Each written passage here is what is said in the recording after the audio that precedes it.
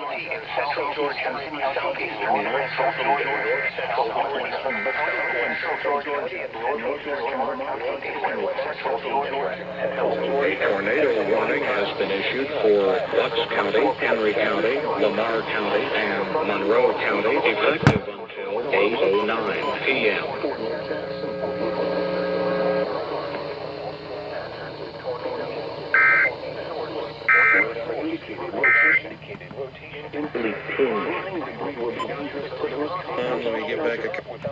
Mobile homes will be damaged or destroyed. Damage to roofs, windows, and vehicles will occur. Tree damage is likely.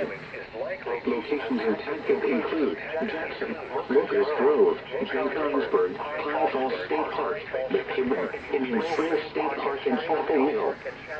Take cover now.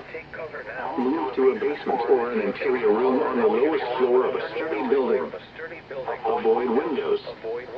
If you are outdoors, in a mobile home, or in a vehicle, move to the closest substantial shelter and protect yourself from flying debris.